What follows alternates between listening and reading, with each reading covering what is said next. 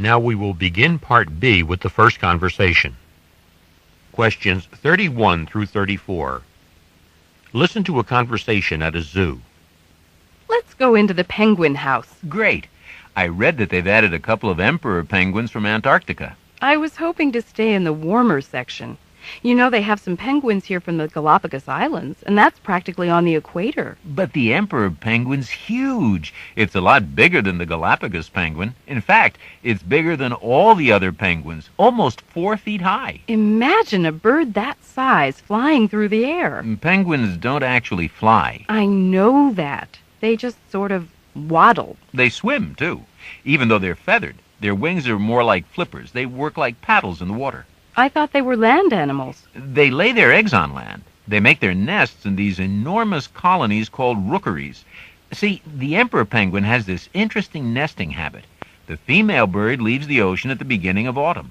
She lays an egg on the ice and then immediately returns to the water. What happens to the egg? The male rolls it onto his feet and then covers it with the lower part of his belly. Then what? For 2 whole months, during the worst part of the winter, he huddles together with other male penguins to keep the eggs warm. So the female brings him food? No. See, the penguin can fast for up to 4 months. The female comes back after the chick hatches. When she does, the male goes out to sea to get food for himself and the chick. Number 31. Why does the man want to visit the penguin house?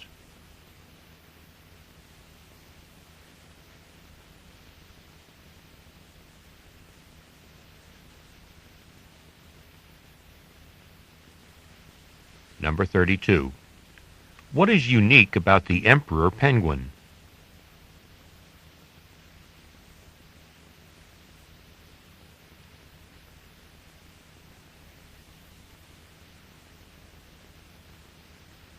Number 33. What does the man say about the wings of the penguin?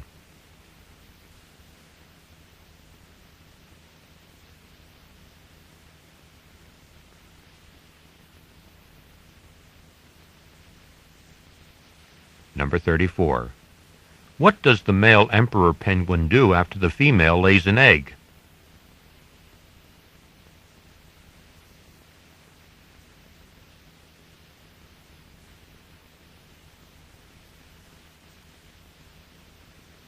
Questions 35 through 38. Listen to 2 friends talk about a magazine article. Mark really needs to see this article in Psychology Weekly. Why? What's it on? Reasons for negative behavior patterns, like procrastination, habitual lateness. You're right. That's Mark. He's never on time. So what does it say? That people who are always late often do it for a reason, either conscious or unconscious. It could be an expression of anger and resentment, or a way of resisting authority. It could even be anxiety. Well, I don't know. In Mark's case, I think it's because he wants to be noticed. That's the next reason in the article, the need for attention. They give the example of movie stars who used to make these grand entrances. That's not really Mark's style, though. He's so quiet. What gets me is that he's late for his friends all the time, but not for other things like work.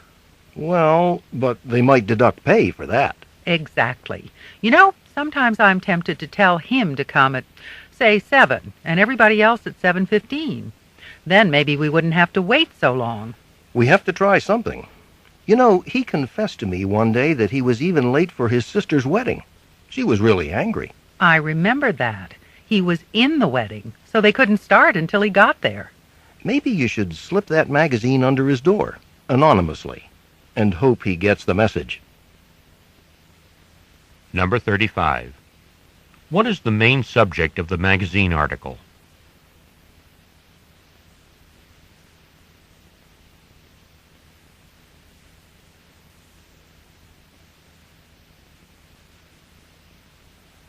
Number 36.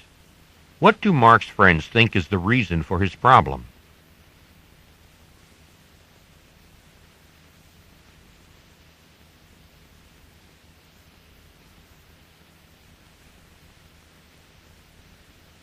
Number 37.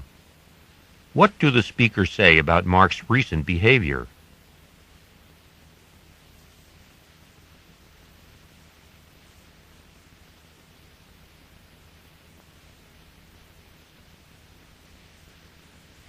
Number 38. What solution does the woman consider?